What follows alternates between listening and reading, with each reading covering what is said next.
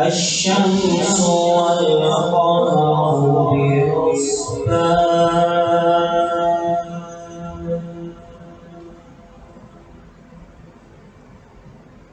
الرحمن علم القرآن خلق الإنسان علمه البيان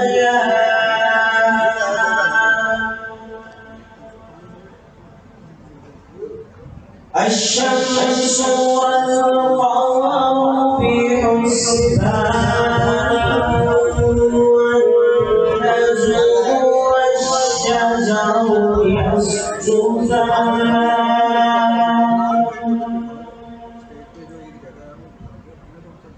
والسماء رفعها ووضع الميزان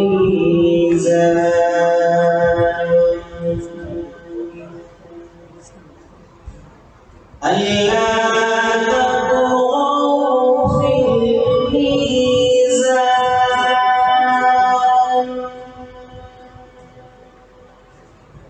وأقيموا الوزن بالقسط ولا تخسروا الميزان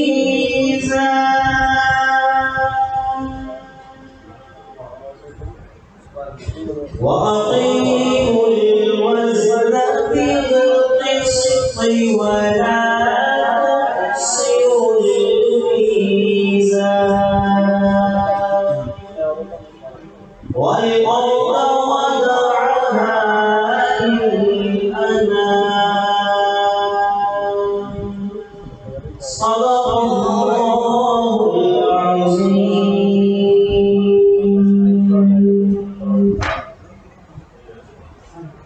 جزاک اللہ ماشاء اللہ.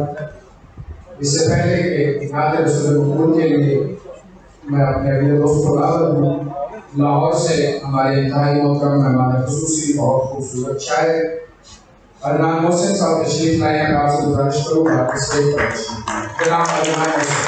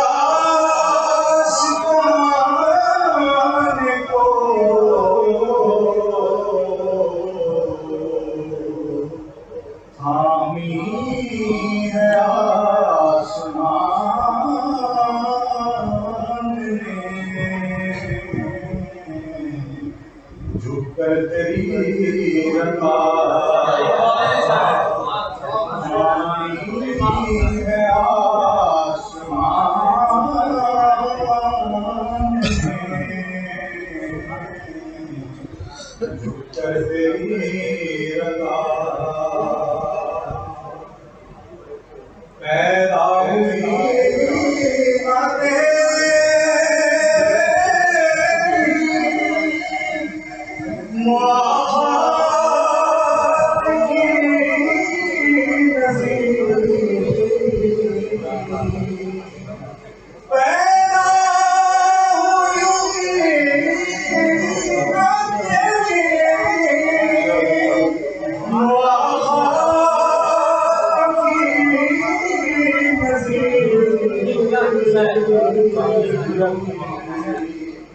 لایا نہ کوئی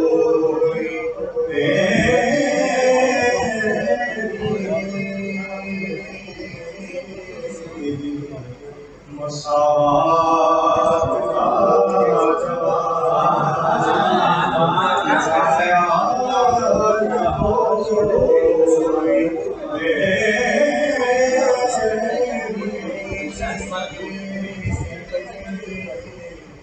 مساوات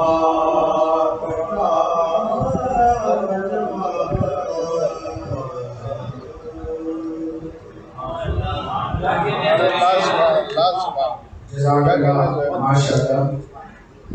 احباب گرامی، جیسے کہ آپ کے علم ہے کہ آج کی شام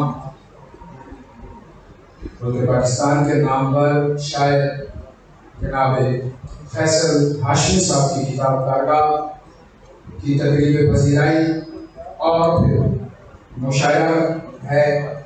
اس سلسلے میں جن لوگوں نے آج کی اس محفل میں ہمارے ساتھ تعاون کیا ان میں جو منتظم ہیں جناب خاور حسین صاحب، آصف علی واسط اور دیگر احباب، اس کے ساتھ ساتھ ڈسٹرکٹ بار ایسوسی ایشن سرگودا جس نے ہمیں یہ خوبصورت حال بھی میسر کیا اور بہت سارا تعاون کیا ہمارے ساتھ، وہ ہمارے درمیان اس وقت موجود ہیں۔ سابقہ صدر ڈسٹرکٹ بار ایسوسی ایشن سرگودا اور اس وقت ممبر پنجاب بار کونسل بھی ہیں، صاحب زبان بھی ہیں، بہت خوبصورت گفتگو کرتے ہیں۔ میں ان سے گزارش کروں گا کہ وہ خصوصاً اسٹیج پر آ کر مہمانان گرامی کو وکلا کمیونٹی کی طرف سے خوش آمدید کریں۔ جناب فضل الرحمان صاحب۔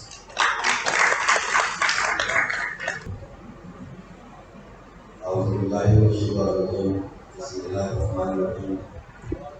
ہماری خوش قسمتی میں سمجھتا ہوں کہ آج ہمیں یہ سعادت نصیب ہوئی کہ ملک کے نامور نوجوان شعراء عباس قادری صاحب، فیصل ہاشمی صاحب یہاں تشریف فرما ہیں، اور میں ذاتی طور پر بھی خوش نصیب سمجھتا ہوں کہ میں اس خوبصورت تقریب کا حصہ ہوں، اور میں ڈسٹرکٹ بار ایسوسی سرگودا کی طرف سے یہاں پہ دلیہ گہرائیوں سے آپ تمام دوستوں کو خوش آمدید بھی کہتا ہوں، اور دعا کرتا ہوں کہ اپنے نوجوان کو بلا کے لیے انشاءاللہ وہ ایک وقت آئے گا کہ وہ آپ ہمارے ملک کا ہی نام روشن کریں گے اور اردو زبان کو بھی اپنا جو مقام ہے وہ دلائیں گے۔ Thank you very much.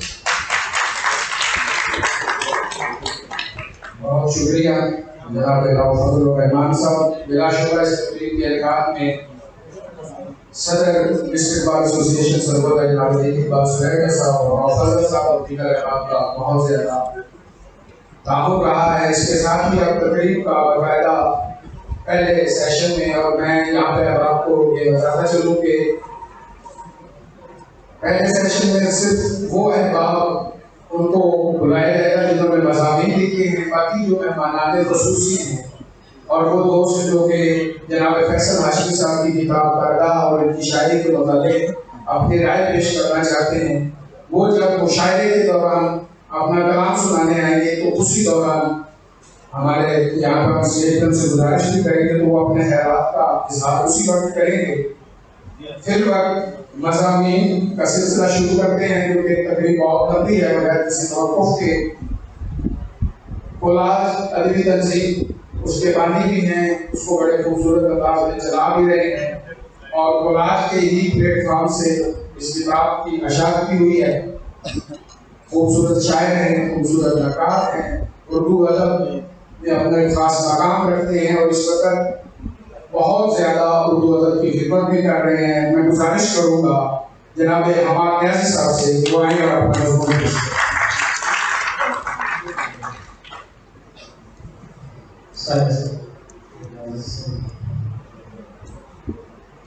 مضمون میں سے کچھ کلیدی نکات جو ہیں وہ آپ کی نظم۔ فیصل ہاشمی نئی اردو شاعری کے ان محدود چند شعراء میں سے ایک ایسے اہم شاعر ہیں جن کی شاعری قاری کے ساتھ احساس کی بلند سطح پر اپنے تعلق کی بنیاد رکھتی ہے۔ پرکشش کرسماتی فضا سے مزین ان کی شعری کائنات اساطیر، رومان اور حزن کی دھیمی لہر کے اشتراک سے قاری کو اپنی گرفت میں لینے کی بھرپور توانائی رکھتی ہے۔ کارگاہ ان لفظوں کی کارگاہ ہے جن کی تہذیب و تزئین فیصل ہاشمی نے اپنے رنگوں سے کی ہے، جو شاید ہماری نئی شاعری کی ایک الگ پینٹنگ کی صورت ہمارے سامنے لاتی ہے۔ کبیر والا سے تعلق رکھنے والے فیصل ہاشمی کی اس کتاب کی شاعری ایک الگ ہی رومانوی دیو مالا تخلیق کرتی نظر آتی ہے۔ پرسکاریت، سریت، کرسماتی استعارے و علامات اور اساطیر آہنگ سے مزین اس کی غزل کی تصویر میں آپ کو کہیں بھی ایسا محسوس نہیں ہوگا کہ یہ شعری پیشکش کسی تہذیبی اور باطنی پس منظر کے بغیر وجود میں آئی ہے، بلکہ یہی نہیں، یہ پس منظر اس کی غزل کے ایک جیتے جاگتے استعارے کے طور پر بھی سامنے آتا ہے۔ اس کی غزل باطنی تجربے سے نمو پذیر ہوتی ہے اور اس میں اساطیر، رومان اور سیریت کے نقوش کا ایک ایسا انتظار نظر آتا ہے جس سے قاری ایک نامانوس حسنیہ کیفیت سے دوچار ہو جاتا ہے۔ اس کی غزل اپنے اندر خواب و خیال کی ایک پراسرار دنیا کو سمائے ہوئے ہے۔ یہ پراسراریت کہیں نہ کہیں اسے منیر نیازی اور سرور حسین کے شعری منطقے سے جوڑتی ہے اور ہمیں اس غزل کی روایت سے ملاقات کراتی ہے جس میں ہمارے مذہب، تاریخ اور تہذیب سے منسلک الف میلوی حافظہ موجود ہے۔ دھیرے دھیرے کشتی چلتی رہتی ہے، میں پانی کو ہاتھ لگاتا رہتا ہوں، چیخ سیڑھی سے لوٹ جاتی ہے، سانپ دہلیز پار کرتے ہیں۔ کارگاہ کا شاعر لفظوں کے یک پرتی مفاہیم تک اپنے آپ کو محدود نہیں کرتا۔ اس کتاب کی شاعری ہمیں نئی شاعری کے اس معنیاتی اسلوب سے متعارف کراتی ہے جس میں لفظوں کے نہ صرف تہذیبی، ثقافتی اور علاقائی مفاہیم تک رسائی کا ایک دروازہ کھلتا ہے، بلکہ ہمیں ایک ایسی فضا میں سانس لینے کا موقع ملتا ہے جس میں آپ اپنی متنوع جمالیاتی حسیات کی تہذیب کر سکتے ہیں۔ ایسے الفاظ جنہیں خالی پڑے رہنا تھا، اپنی آواز سے بھرتے ہوئے دیکھا اس کو، مجھے بتایا گیا آگ بجھنے والی ہے، میں شمع چھوڑ کے آتش کا جلانے لگا۔ کشتیوں والے کہیں دور نکل جاتے تھے، صاف پانی میں کوئی رنگ ملا جاتا تھا۔ شام کی لو بلند ہوتے ہی شمع لگنے لگی ہنسی میری۔ فیصل ہاشمی کی غزل کا ایک اور اختصاص اس کے ملازماتی اسالیب سے عبور پذیر ہوتا ہے۔ اس کے ہاں کسی بھی استعارے یا علامت سے متعلقہ ملازمات کا استعمال اس طرح سامنے آتا ہے کہ وہ ملازمات رائج حسیات سے الگ نئی حسیات کو آواز دیتے نظر آتے ہیں۔ یہ چیز اس کی غزل میں قدرے ابہام کو بھی جنم دیتی ہے اور یہ ابہام اپنی قابل تفہیم حالت میں موجود رہ کر غزل کی جمالیات میں اضافہ کرتا ہے۔ کوئی تو ہے جو پسے تاب رکھتا جاتا ہے، یہ سارے پھول تیرے ہونٹ سے لگاتا ہوا۔ کبھی کبھار بڑا شور آنے لگتا ہے ہمارے رخ پہ کھلے دوسرے کنارے سے، سانس لینے سے میرا جسم لرز جاتا تھا، بند گلیوں کی طرح شام سے ویران تھا میں، درود پڑھتے ہوئے خاک کے سپرد کیا تو پھول شاخ سے ناراض لگ رہا تھا۔ عجیب شور تھا بارش کی اوٹ میں فیصل، مجھے زمین کا لہجہ سنائی دے رہا، ایک آواز مجھے اپنی طرف کھینچتی ہے، ایک پیالے کی طرح شور سے بھر جاتا۔ فیصل ہاشمی جس شعری منطقے یا جس شعری روایت کا حصہ بنتا ہے اس میں نئے شعری امکانات کا تعین ان کے نفسیاتی سیاق کے بغیر نہیں کیا جا سکتا، اور اس شعری روایت کی معنیاتی تفہیم اس وقت تک مکمل نہیں ہو پاتی جب تک ہم اس شاعری کی حسیاتی پرتوں کو نفسیاتی بنیاد پر نہیں دیکھتے۔ آگ، پانی، خاک اور ہوا یہ چاروں عناصر بطور استعارہ اور علامت ایک مستحکم تخلیقی تجربے کے ساتھ ہمیں جگہ جگہ شعری پیشکش کا حصہ بنتے ہوئے نظر آتے ہیں۔ خوف اور تشکیق ان علامات اور استعاروں کے پس منظر میں موجود پراسرار اساطیری فضا کی تشکیل میں نمایاں محرک کے طور پر کام کرتے ہیں۔ انگلیاں درد کرنے لگتی ہیں، کھینچ لیتا ہوں ہاتھ پانی سے، دل لپکتا ہے آگ کی جانب، آگ تک دسترس نہیں میری، زنگالود بدن کر کے چلے آتے تھے، گہرے پانی میں جنہیں بھیج دیا جاتا تھا۔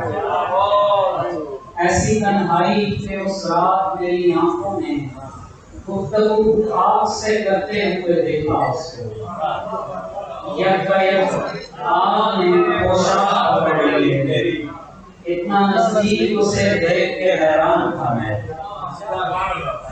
اندھیرے پانی سے کچھ راز کہہ رہا ہوگا، کنویں میں چھانک رہا ہے نہ جانے کب سے کھلی۔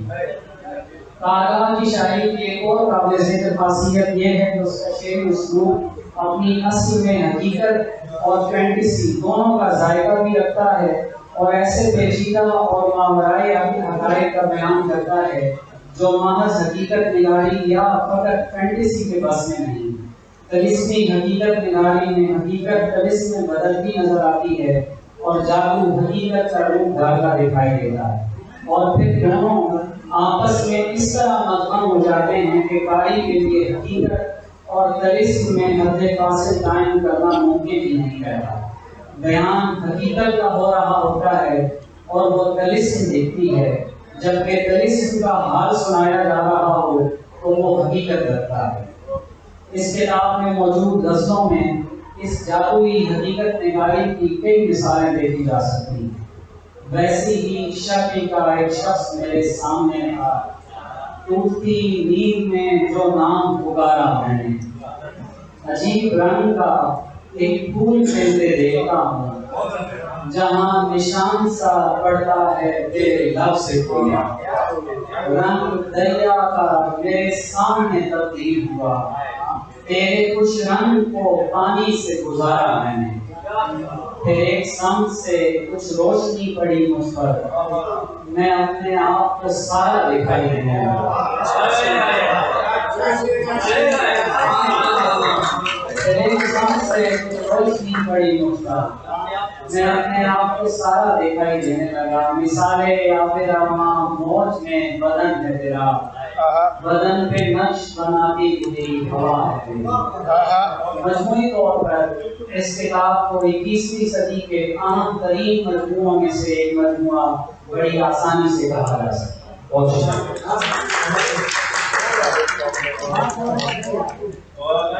بہت ہی خوبصورت مضمون جناب ہمارے نیازی اور صدر گھر جناب عباس ماجد صاحب نے ہدایت فرمائی ہے کہ اس کو بھی جن صاحبان نے کرنی ہے وہ ابھی ہو جائے اور پھر اس کے بعد مشاعرہ شروع کیا جائے۔ تو اب میں اظہار خیال کے لیے ملتان سے تشریف لائے انتہائی خوبصورت شاعر جناب فضل گیلانی صاحب، آپ سے گزارش کروں گا اظہار خیال کے لیے۔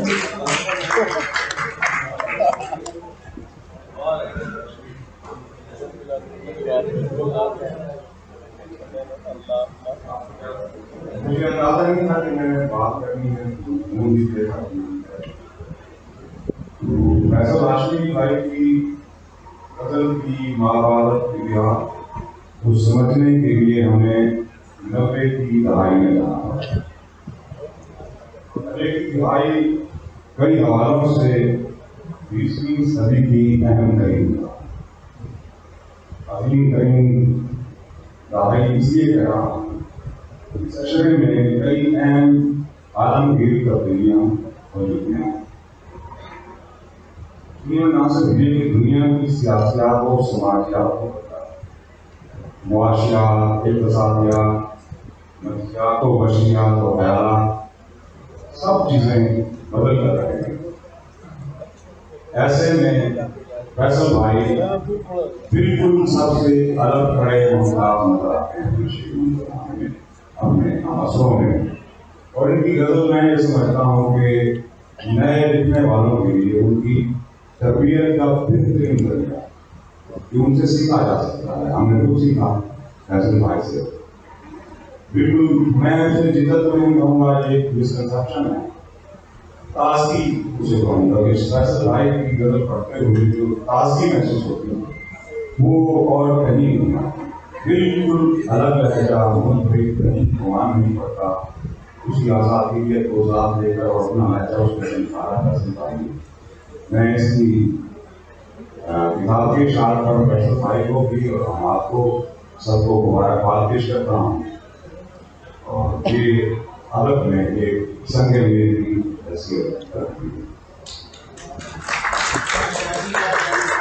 बहुत शुक्रिया और बिलाशुबा यहाँ उर्दू अदब के लिए किताब एजाज है, वहाँ अहले सरगोदा के लिए ये भी एजाज है कि इस किताब की पहली तकरीर अशर में मुनक़िद हुई। अब मैं इज़हार ख्याल के लिए लाहौर से हमारे भाई तशरीफ लाए बहुत अच्छे शायर गुफ्तगू के फन पर मलका रखते हैं। और मैं लंबा तारुफ स्टेज पर मौजूद शख्सियत का इसलिए नहीं करवाता क्योंकि इन लोगों की तौसीफ़ व तौक़ीर मेरे अल्फाज उसके आगे कुछ भी नहीं। ये लोग और इनके नाम ही इनकी पहचान है, इनका तारुफ है। मैं गुजारिश करूँगा जनाब अदनान मोहसिन उनसे भी दुआएं और अपने ख्यालात करें।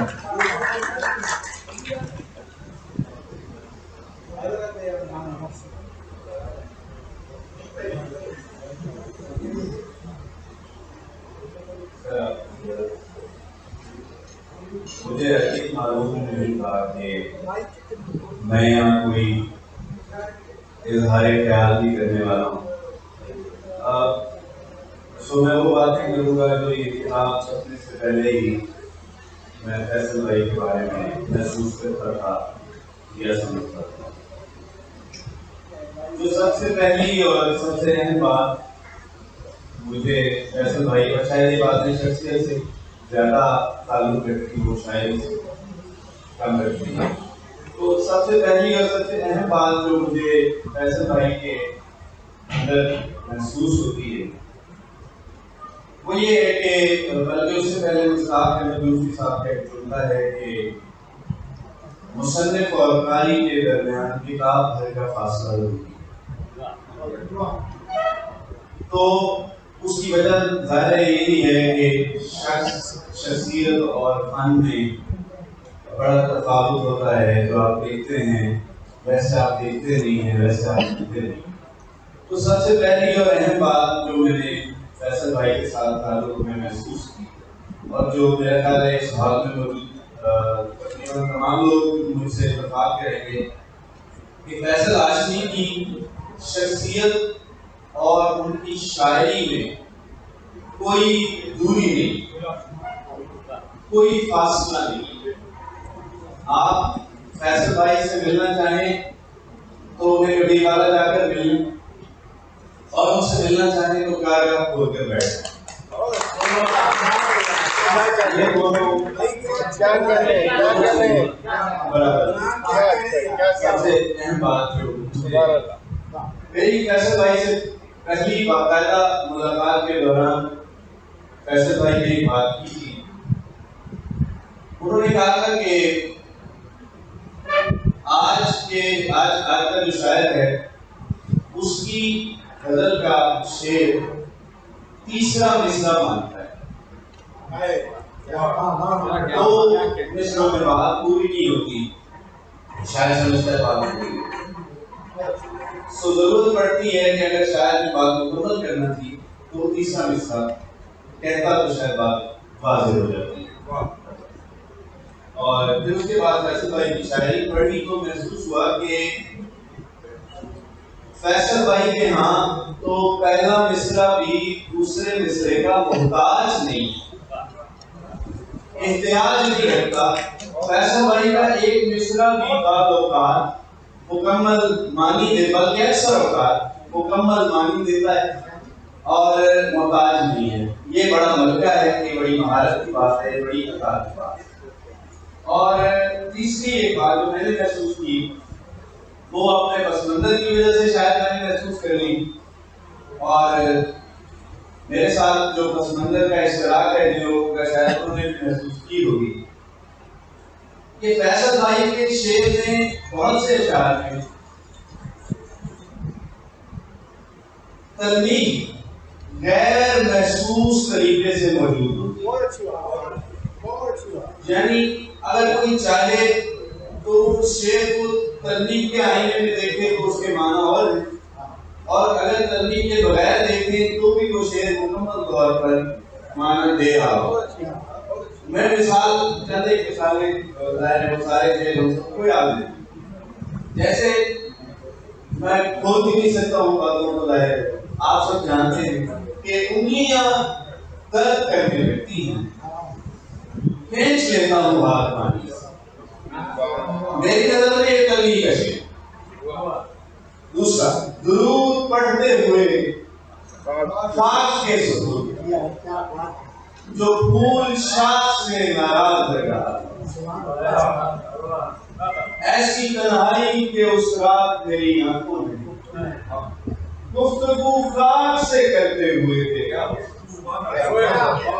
اسی طرح اندھیرے پانی سے کچھ راز کہہ رہا ہوگا، کنویں میں جھانک رہا ہے نہ جانے کب سے کوئی۔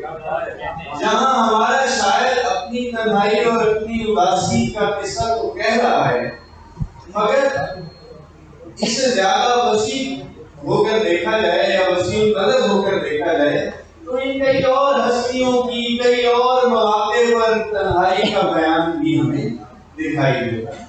تو یہ تین بنیادی چیزیں تھی 2 منٹ کا کہا گیا تھا، تو ابھی اتنا ہی، اور انشاءاللہ جب میں تفصیلاً دیکھوں گا اور فیس بک پر آپ سب کی خدمت میں پیش کروں گا۔ فیصل بھائی کو بہت مبارکباد اور مات نیازی ہوں خیال تحسین کہ انہوں نے وہ جو فیصل بھائی کا شعر ہے بلکہ 2 شعر ایک ہی لفظ سے ہیں، تو میں نے چاہا، یہ میں کہتا بھی رہتا ہوں تو میں نے چاہا نظر نہیں آؤں، میں اپنے پیچھے چھپا ہوا اور دوسرا کہ چھپا لیا تھا ساکو اپنے، میں پھینک دیتا تو اجتہاد تھا۔ سن رہے ہیں کہ فیصل بھائی نے اپنا مبارکہ رہنما کر دیا۔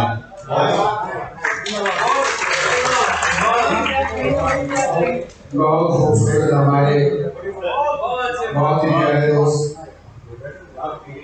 بہت پیارے شاعر، میں بغیر کسی توقع کے آپ سے رائے خیال کے لیے گزارش کروں گا جناب احمد رضوان، جناب احمد رضوان۔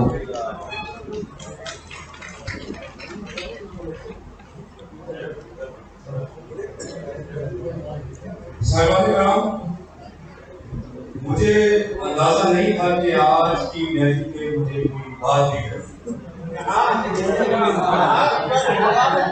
لیکن آج جو بات ہو سکتی ہے وہ اس طرح ہے کہ ملتان کے تہذیبی اور تاریخی پس منظر میں ہم جو شاعری کا آغاز کیا ہم نے، تو ہمارے ارد گرد کے لوگوں میں سب سے اہم نام جو تھے وہ فیصل ہاشمی اور ترک مہدوی کے۔ یہ ہمارے وہ دوست ہیں جو ابتدا سے ہمارے ساتھ ہیں،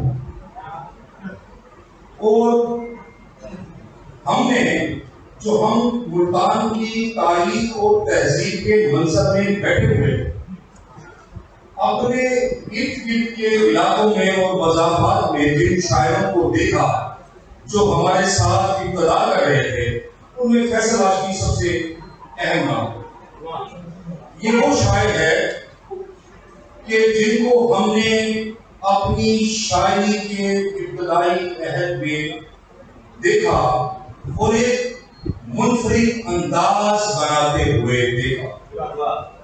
شاعری سے ایسی محبت اور لگن کم ہی لوگوں کے حصے میں آتی ہے، اور فیصل ہاشمی ان میں سب سے اہم ترین نام ہے۔ ان کی شاعری وہ شاعری ہے جو کسی خطے کی تہذیب کی پرتوں سے نکل کر سامنے آتی ہے۔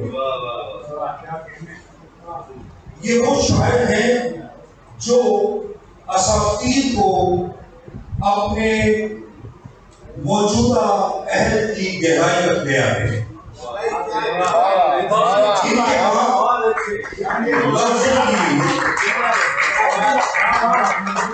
ان کے وہاں لفظوں کی وہ گہرائی ہے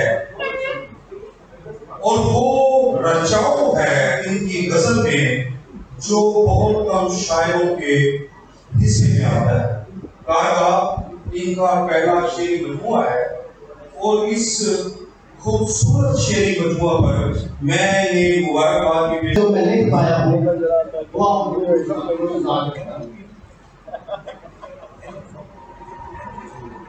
کارگاہ کو معنی لحاظ سے اگر دیکھا جائے تو کسی شعری مجموعے کا ایک نامکمل سا نام دکھائی دیتا ہے۔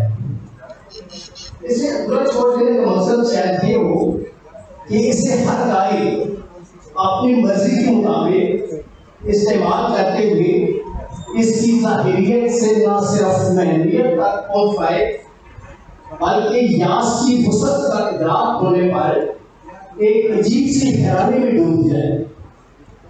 اسی لفظ کو اگر کارگاہ حجاب، کارگاہ عالم، کارگاہ کنفام، کارگاہ وقت، کارگاہ لفظ یا اسی طرح کے کسی اضافی لفظ کی اضافت کے اضافے سے نئی ترکیب بنا لی جائے تو ٹیکسیمی بھی ہو تو اس کے معنی میں پھیلاؤ آ جانا لازمی ہے۔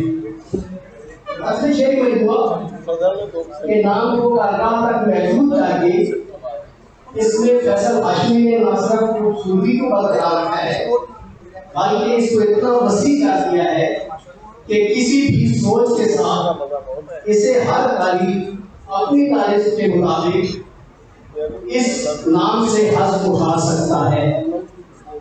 اس مزید ریس ہمیں ساختیات کی گھڑیوں میں جانے گی، سو میں اپنے طور پر اسے کارگاہ حیات پر منتقل کرتے ہوئے اس کی وسعت کو فیصل ہاشمی کی زیست کی متعدد جہات میں سے کسی ایک کو دیکھنے کی کوشش کروں گا اور اس سے زیادہ اتنے مختصر وقت میں ہو بھی نہیں سکتا، کیونکہ زندگی کی پرتیں کھولتے جائیں تو اس کے انت تک پہنچنے سے پہلے زندگی کا اختتام ہو جاتا ہے۔ نیز آدمی بے شک مریض پر پہنچ جائے، لیکن یہ ایک حقیقت ہے کہ وہ اپنی زندگی کی پرتوں کو مکمل طور پر نہیں الٹ سکتا۔ کائنات کے مطالعہ سے اس میں جہاں مجھے رومانیت، استعاریت، جمالیات، جنسیت کے اشارے، امکانات، ترمیمات، تاریخیت اور دیگر ترکیبی اور تحریک و موضوعات سے ڈانڈے ملتے دکھائی دیتے ہیں، وہاں جس فلسفہ کو میں نے دیگر موضوعات پر غالب دیکھا وہ تصوریت کا ہے، جو قاری کی سوچ کو برائے طبیعیات کی تھیوریز کی طرف لے کر جاتا ہے۔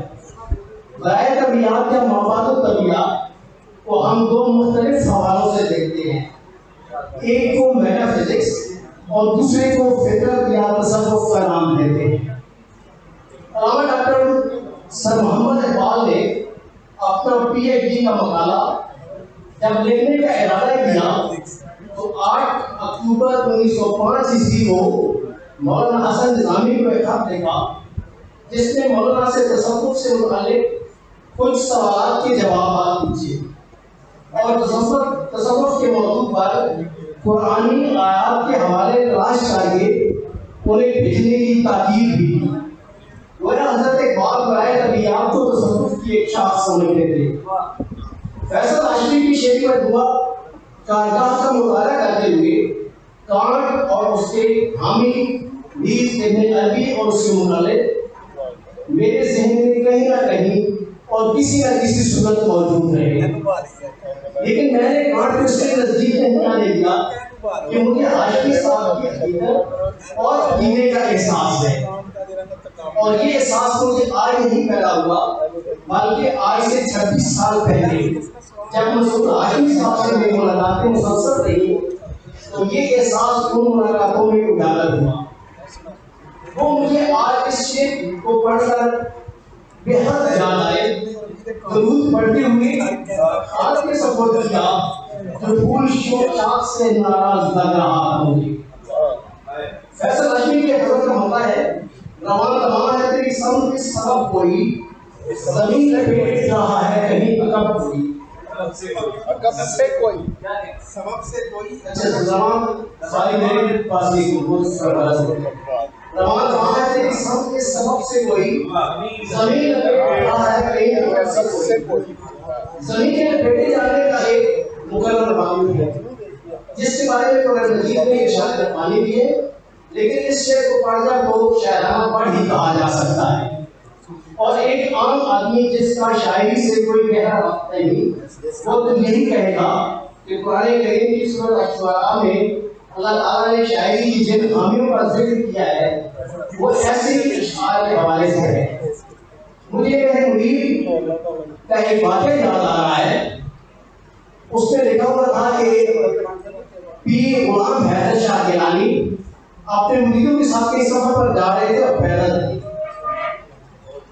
ایک پیغام ایسا آیا کہ وہ پاؤں آگے بڑھاتے تھے اور پھر پیچھے ہٹا دیتے تھے. جب 2-3 دفعہ ایسا ہوا تو ان سے مریدوں نے پوچھا کہ حضرت کیا وجہ ہے آپ آگے کیوں نہیں بڑھ رہے؟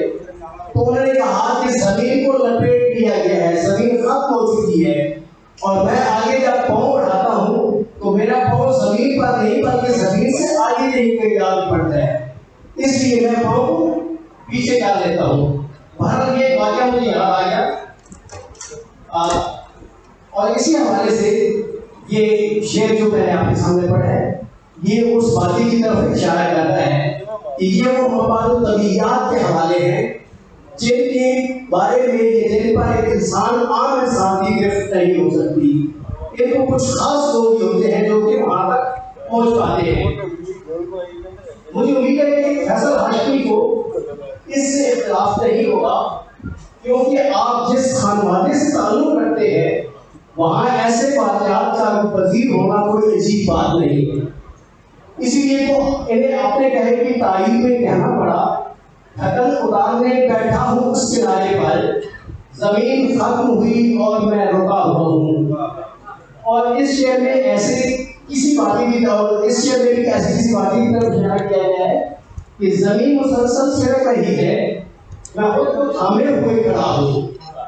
جس طرح سے پتہ کیا ہے ہر شخص کی اپنی دس پہ نہیں، اسی طرح مابعد طبیعیات کی روح تک پہنچنا بھی اپنے پاس میں ایک آدمی کے عام آدمی کے پاس میں نہیں ہوتا. اور اسی مناسبت سے دیکھا جائے تو فیصل ہاشمی کے اشعار کی روح کو سمجھنے کی مشکل ہے. انہیں سمجھنے کے لیے ہمیں تسلیم کرنا ہوگا کہ مدینہ النبی کے ممبر پر بیٹھ کر ہزاروں میل دور اپنے سالار کو پہاڑ کے پیچھے سے آنے والے دشمن سے آگاہ کرنا یہ مابعد و طبیعیات ہے. آپ لوگوں نے یہ واقعہ سن رکھا ہوگا. اور اسی طریقے سے ہمیں یہ ماننا پڑے گا کہ 35 مجاہدین کا 2 لاکھ کے لشکر کے ساتھ سامنے ڈٹ جانا اور اپنے قیدیوں کو ان سے آزاد کروا لینا یہ وہ مابعد و طبیعیات ہے جسے ہم نہیں سمجھ سکتے. اسی طریقے سے ہمیں یہ بھی دیکھنا ہوگا کہ پہاڑ پر کشتیوں کو چلایا جا سکتا ہے اور یہ ماننا ہوگا کہ درویش کے خالی کشتول میں صرف اشارہ کرنے سے کشتول پڑھا جا سکتا ہے. یہ بھی ماننا ہوگا کہ ہونے والے واقعات کی اطلاع پہلے سے مل سکتی ہے. یہ بھی ماننا ہوگا کہ 2 وقت آپس میں مل سکتے ہیں اور وقت کو روکا جا سکتا ہے. اور یہ بھی ماننا ہوگا کہ اللہ تعالیٰ کے حکم سے عصا کو زمین پر ڈالنے سے وہ اجدہا بن جاتا ہے. اور ان اشعار میں ایسی ہی کچھ حقیقتوں کی طرف اشارے دیے ہیں. اٹھ کے درویش میرے پاس چلا آیا تھا رکھ دیا کاسہ خالی میں اشارہ میں نے. بعد میں ایک آفتہ گزرتا ہے ریت اٹھتی ہے پیشی ہوئی اور ہماری سانس کو ساکن رکھا گیا فیصل ہمارے سامنے 2 وقت جب پلائے گئے اور چھپا لیا تھا عصا کو اپنے میں پھینک دیتا تو الغرض اللہ سے ایسی کوئی مثالیں دی جا سکتی ہیں جو اشارتاً، استعارتاً، علامتاً یا تنبیہتاً ہمیں ہمارے ماورائے طبیعیات کے ایسے واقعات سے روشناس کرا گئے ہیں جن کے بارے میں اکثر یہی کہا جاتا ہے کہ یہ کیوں ہو سکتا ہے یا یہ کیوں ہو سکتا ہے۔ میں نے فیصل ہاشمی کی نظموں میں ظاہر خیال سے اس لیے انتظام بنتا ہے کہ جب تشریح و تفسیر میں جاتے ہیں تو جب تک پوری نظم پیش نہ کی جائے قاری یا سامع کے پلے میں کچھ نہیں پڑتا۔ غزل کا ایک ایک شعر کئی نظموں میں بیان کی جانے والی بغاوت کا اظہار کر دیتا ہے۔ فیصل ہاشمی کی نظموں میں ایک ایک بند اپنی جگہ علاج بھی ہے اور پوری نظم کے ساتھ جڑا ہوا بھی ہے۔ ان نظموں میں ہمیں فوق نغمتیت اور کلاسیکیت کا ایک بھرپور احساس ہوتا ہے اور آپ جانتے ہیں کہ فوق شاعری میں کتنی گہرائی ہوتی ہے۔ آخر میں فیصل ہاشمی کے ان خوبصورت اشعار کے ساتھ جانا چاہوں گا۔ یہ اشعار بھی رواں سلسلے کی کڑیاں ہیں جنہیں اگر جوڑ دیا جائے تو زنجیر لمبی ہو جائے گی، لیکن وقت کی یہ مقررات اسے برداشت نہیں کر پائے گی۔ بس اتنا یاد ہے پھر نیل میں کرو والا کوئی پرندہ مجھے راستہ دکھانے لگا، اور مجھ کو گلپوش نے جب پہلے پہل دیکھا تھا اور سے اور بھولی جاتی تھی پوشاک میری، اور میں چشم فرصت حیرانگی سے دیکھتا ہوں گلاب ہاتھ میں قندیل ہوتا رہتا ہے، آئینے جیسا چمکتا ہے سنہرا پانی، اسم پڑھتے ہوئے دریا میں اتر جاتا ہوں۔ میں اس خوبصورت کامیابی پر کارگاہ کی شان پر جناب فیصل ہاشمی اور ہمارے ناظرین دونوں کو مبارک پیش کرتا ہوں۔ اللہ تعالیٰ انہیں خوش رکھے۔ بہت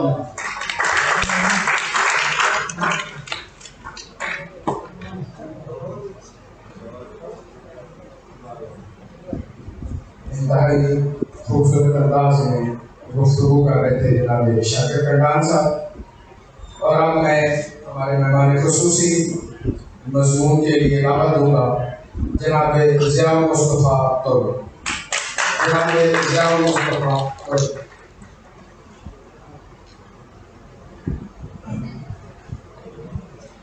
بسم اللہ الرحمن الرحیم۔ فیصل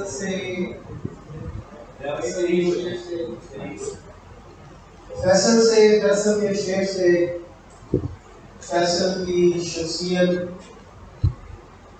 اس کی رفاقت، اس سب کچھ کا اظہار جو ہے وہ میں نے اس مضمون میں کیا ہے، جو کیوں آپ کی کتاب کو پڑھنے کے ساتھ میں آپ کے سامنے اس میں سے کچھ چیزیں باتیں بس ابھی آپ کی طرف سے اردو کی جدید شعری روایت کلاسیک کے اسلوب میں تازہ فکری کے پیغام سے عبارت ہے، اور اس میں غزل کا خاصا اہم کردار ہے۔ 80 کی دہائی میں غزل کے نئے امکانات ابتدا میں انفرادی طور پر نظر آنے شروع ہوئے تھے۔ غزل گوؤں کے اس گروہ میں سرحد حسین، افضال احمد سید، اظہار الحق، شبیر شاہد، غلام حسین ساجد، محمد خالد، سلیم کوثر، جمال احسانی اور ثابت ظفر کے نام بنیادی اہمیت کے حامل ہیں۔ ان شعراء کا اختصاص روایت کے ساتھ انسلاک کے علاوہ ان کے ہاں موجود تلاسمہ کاری کی اور اس سلیقے کے ساتھ کہ شعر میں کوئی بھی لفظ بلا جواز نہ ہو۔ اس غزل پر درسی نقادوں کی طرف سے عموم سامنے آنے والی آراء کے موجب ہندی لہجے یا فارسیت کا ٹیگ ہی نہیں لگایا جا سکتا، کیونکہ اس طرح کی اس غزل پر کوئی چھاپ موجود نہیں ہے۔ غزل کی یہ شعر روایت ایک ہماگیری سے عبارت ہے، جس کے عناصر ترکیبی میں جہاں داخلیت کا اظہار ہے وہیں بے و پیش موجود جہان کی عکاسی بھی ہے۔ جہاں اس میں داستانی عنصر دکھائی دیتا ہے وہیں حقیقت پسندی بھی نظر آتی ہے۔ اس کا اسلوب اور پیرائے اظہار کا خاصا ندرت و تازہ کاری کی مسلسل جستجو ہے۔ فیصل ہاشمی اسی شعری قبیلے سے تعلق رکھتا ہے اور کارگاہ اسی شعری روایت کا، جدید شعری روایت کا اگلا پڑاؤ ہے۔ میرے اور فیصل ہاشمی کے عرصہ رفاقت کو کم بیش 20 برس ہونے ہیں۔ میرا اور فیصل ہاشمی کا تعلق ایک ہی خطے ایک ہی مٹی سے ہے، بنابراین کہ میں ملتان کی مردوں سے دھرتی سے ہوں اور اس کی سکونت کبھی والا میں ہے جو ملتان اور خانیوال کے اتصال پر واقع ہے۔ لیکن نہ جانے کیوں ہم دونوں ہم سن اور ہم مزاج ہونے کے باوجود برسوں مل نہیں پائے۔ ہماری پہلی ملاقات سن 2000 میں دسمبر کے مہینے میں شہر اقبال سیالکوٹ میں ہوئی۔ ہمیں ملتان سے آئے ہوئے وہاں شفٹ میں کوئی 14 سال تھا اور وہاں کے اپنی حلقے میں جن میں اسد سورائی صاحب جن کا تقریر کردہ نعرہ تھا پاکستان کا مطلب کیا لا الہ الا اللہ، شاہد ذکی، سید ادیب، کیسر فدا، رحمان بن مراد، حبیب ممتاز جیسے بہت سے شعراء۔ سیالکوٹ پریس کلب میں مشاعرہ تھا، لیکن کچھ غیر ادبی دوستوں کی ناگہاں مہربانی کے باعث مشاعرہ یاد و تازہ ہو گیا۔ لہٰذا مرے کالج کے سامنے موجود چرچ میں مشاعرے کا اعلان کیا گیا۔ لیکن اثناء کہ میں بھی آغاز تقریب میں ابھی وہی پہنچا ہوا تھا، کچھ وقت باقی تھا، میں ہال سے باہر کھڑا ہوا سگریٹ پھونک رہا تھا کہ میں نے سامنے کچھ قدم کے فاصلے پہ موصوف کو بھی بڑے خوشبو و خدو کے ساتھ کسی کو موصوف پایا۔ میں نے پوچھا آپ شعر کہتے ہیں؟ میں نے پوچھا کہ کیا آپ شعر کہتے ہیں، کچھ پڑھیں گے مشاعرے میں؟ جواب ملا نہیں، میں صرف سننے ہیں۔ اس نے یہی سوال مجھ سے بھی کیا اور میں نے یہی اسی کا جواب دوہرا دیا کہ تقریر کی صدارت اسد سورائی صاحب ہمارے تھے، جبکہ شریک بازو شعراء میں میرے اور فیصل ہاشمی کے علاوہ ارشد حبیب، شاہد ذکی، عبد الشریف سائن، رفیق لودھی، سید ادیب، حفیظ عامر، فرانسس صاحب جیسے لوگ موجود تھے جو نام مجھے سے خیال ہے۔ مشاعرے کا آغاز ہوا اور احمد رضوان احمد بھائی مشاعرے کا آغاز ہوا، کچھ لوگوں کے بعد اس کا نام بھی پکارا گیا، فیصل ہاشمی اسٹیج پہ آیا تو اس کی نظر مجھ پہ پڑی اور ہم دونوں مسکرا گئے۔ اس نے اس وقت جو غزلیں پڑھی تھیں ان سے دو شعر میں آپ کو، یہ تاج و تخت امانت ہے جس کی لے جائے، یہ تاج و تخت امانت ہے جس کی لے جائے، میرے قبیلے کو سزا ڈالے۔ چراغ لے کے کوئی راستے میں بیٹھا تھا، مجھے سفر میں جہاں رات ہونے والی۔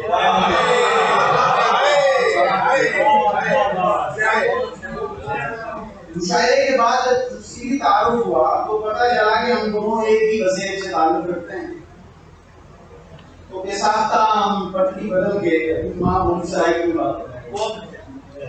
اس کے بعد ہماری ملاقاتیں باقاعدگی سے کبھی انڈیا ریسٹورینٹ میں، کبھی پیرس روڈ پہ واقع چائے کے ڈھابے پہ ہم بیٹھے ہوتے ہیں اور بیٹھے رہتے۔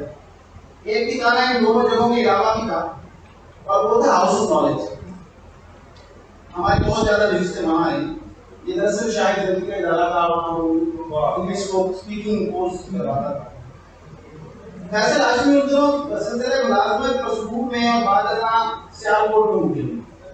اقوام متحدہ کے ادارے یونیسیف کے پروجیکٹ یوپی میں سینئر رابطہ کار کے طور پر موبلائزر کے طور پہ کام کرتا۔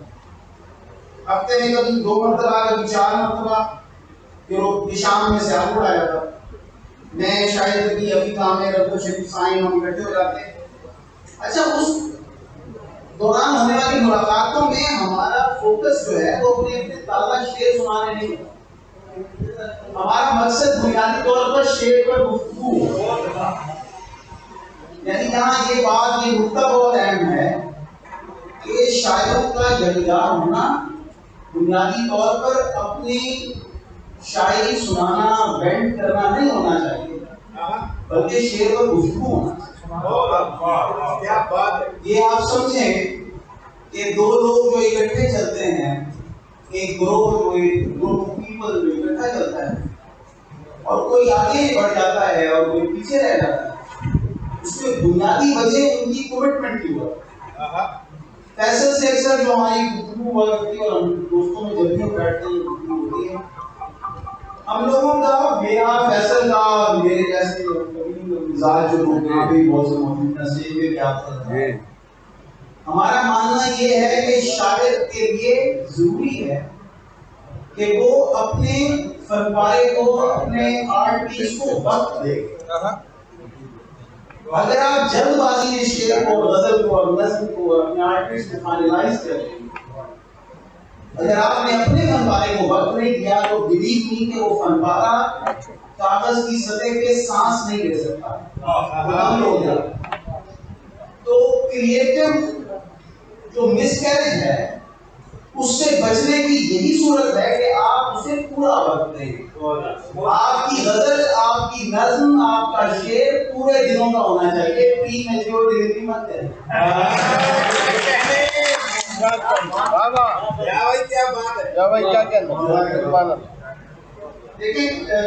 لیکن میں یہ سمجھتا ہوں کہ یہاں فیصل ہاشمی کے حوالے سے اس کی شاعری میں امیجز، اس کے یہاں جو ایک گزریاں کیفیت ہے، جیسے کہ بہت مناسب طور پر اس پر بہت عمدہ گفتگو کی ہمارے دوست چھوٹے بھائی ہمار نے، جیسے کہ یہاں دانگوسی میں گفتگو کی ہے، ایمان میں تہذیب کی برسے کی بات کی جو ہمارا ملتان کا ہے اور اس کے ساتھ لنک تھے، اور جیسے فضل گیلانی نے گفتگو کی اور تعالیٰ کاری کے حوالے سے اور تازگی کے حوالے سے احساس ہوتا ہے.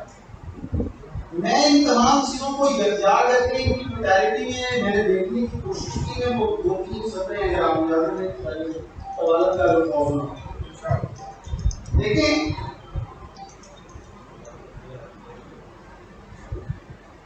فیصل جو ہے وہ اپنی ملازمت کے سلسلے میں بھی اور ویسے جیسے بہت سے علاقوں میں. اب میری اس حوالے سے فائنڈنگ یہ ہے، میں نے یہ آئیڈینٹیفائی کیا ہے کہ یہ آپ دیکھیں کہ این سی ایچ ٹی میں ملازمت ہوئی تو اس کے سامنے اس وقت دو آپشن تھی. ایک تو یہ کہ وہ سندھ کو آدم سفر جہاں ٹھٹا مشرف فیروز میں لگا سالی تھی، یا کہ بلوچستان کا ہوتا ہے. اس وقت اس میں ہم لوگوں کا جو یکساں ایک رومانس ہے صدر حسین کے ساتھ، وہ ہمیں اس طرف کشش ہونا لازمی تھا. اس کی بھی کوشش یہ تھی، خواہش یہ تھی ادھر ہو جائے، لیکن اس کو پوسٹ کر دیا گیا، یعنی مسلم باغ قلعہ سیف اللہ میں، کوئٹہ کے نواب میں. اچھا وہاں یہ 1.5-2 برس رہا. اس کے بعد اس دوران بھی یعنی اس سے پہلے قبل اس تو وہ کسی اور سے لے گئے ہیں. یہ ذہن میں رکھنا چاہیے کہ انسان کے اندر ہونے والی تبدیلیاں، وہ فکری ہوں، وہ جسمانی ہوں، وہ نفسیاتی ہوں، وہ تمام کی تمام تبدیلیاں باہر طور ایسی شے ہیں جن سے کسی طور پہ انکار نہیں کیا جا سکتا.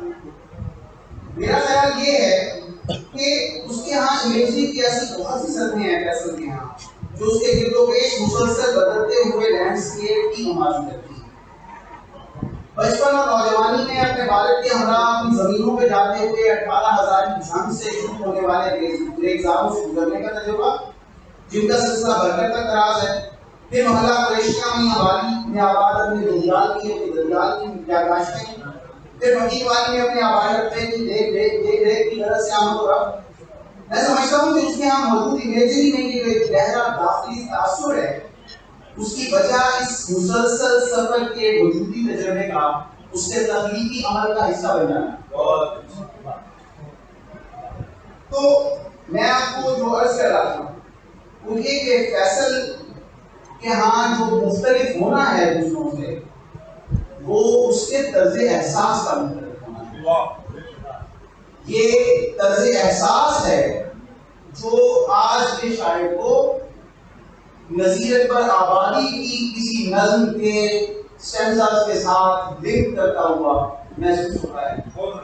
آج بھی اگر ہم قدیم زمانے کے کسی شاعر کو پڑھیں، اردو کا ہو، فارسی کا ہو، انگریزی کا ہو، اور جو ہمیں اپیل کرتا ہے تو صرف ایک کیا شے ہے کہ آج سے 200-250 سال پہلے یا 1000-2000 سال پہلے کا آدمی اس کا طرز احساس ہمارے طرز احساس کے ساتھ میچ کر رہا ہوتا ہے.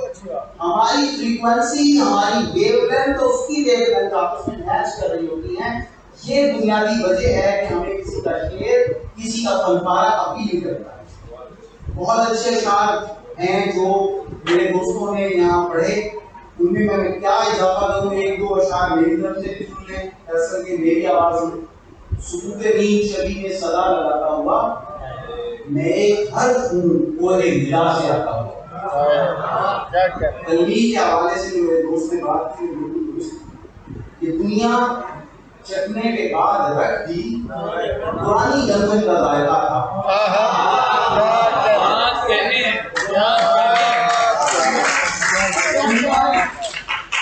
یہ دنیا چکھنے کے بعد رکھ دی پرانی گندم کا ذائقہ تھا. مثال آب رواں موج میں بدن ہے تیرا. احمد رضوان عدنان محسن، یہ میرے فیورٹ اشعار میں سے ہے. مثال آب رواں موج میں بدن ہے تیرا، بدن پہ نقش بناتی ہوئی ہوا ہے. وہ تیل جیسا کوئی جسم تھا چمکتا ہوا، نظر رکی تھی میری جس پہ آسمان کے بعد. اور ایک رنج کھا رہا ہے مسلسل دماغ کو،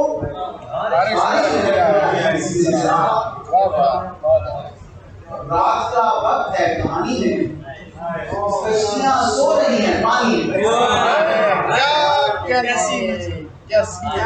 اور یہ شعر دیکھیں میں عذاب خانہ گمنام تھا جس میں محسن وقت بے وقت بہت کیا جاتا تھا.